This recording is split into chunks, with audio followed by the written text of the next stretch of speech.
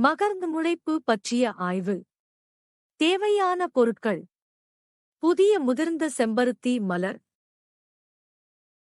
கண்ணாடி கம்பி, துளிசொட்டி, கண்ணாடி ஸ்லைடு, காய்ச்சி வடிகட்டிய நீர் கொண்ட Baker, 20 milligram potassium nitrate, 30 milligram magnesium sulphate, 10 milligram boric அமிலம், 10 கிராம் சுக்ரோஸ் மற்றும் ஒரு கூட்டு நுண்ணோக்கி.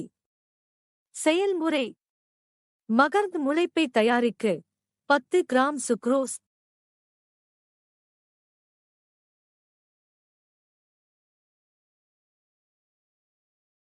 10 மில்லிகிராம் போரிக் அமிலம்,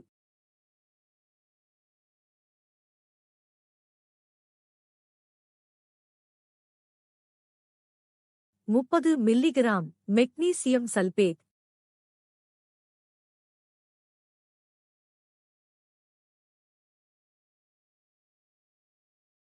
மற்றும் 20 மில்லிகிராம் பொட்டாசியம் நைட்ரேட் ஆகியவற்றை 100 மில்லி காய்ச்சி வடிகட்டிய நீரில் கரைக்கவும். ஒரு கண்ணாடி கம்பியை பயன்படுத்தி கரைசலை நன்கு கலக்கவும்.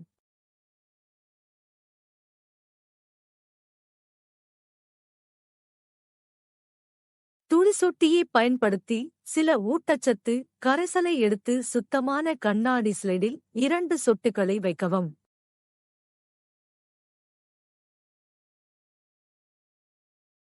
ஒரு முதிர்ந்த செம்பருத்தி பூவை எடுத்து அதன் மகரந்தத்திலிருந்து சில மகரந்தத் துகள்களை ஸ்லைடில் உள்ள துளி வரை தூவவும். 5 நிமிடங்களுக்குப் பிறகு கலவை நுண்ணோக்கியின் மேடையில் கண்ணாடி ஸ்லைடை வைக்கவும். நுண்ணோக்கி மூலம் ஸ்லைடை சுமார் அரை மணி நேரம் தவறாமல் கவனிக்கவும். அவதானிப்புகள்: மகரந்தத் தானியமானது அணுக்கரு இல்லாதது. அது தொடக்கத்தில் ஒரு கருவாகும். விடுதலையின் போது அது 2 செல்களாக மாறும், ஒரு சிறிய உற்பத்தி செல் மற்றும் ஒரு தாவர செல். ஊட்டச்சத்து ஊடகத்தில் மகரந்த தானியங்கள் முளைக்கும். குழாய் செல் பெரிதாகி மகரந்தத் துகள்களில் ஒன்றின் வழியாக மகரந்தத் துகள்களில் இருந்து வெளியே வந்து மகரந்தக் குழாயை உருவாக்குகிறது. குழாய் கரு மகரந்தக் குழாயின் முனைக்கு இறங்குகிறது. உற்பத்தி செல் அதற்குள் செல்கிறது.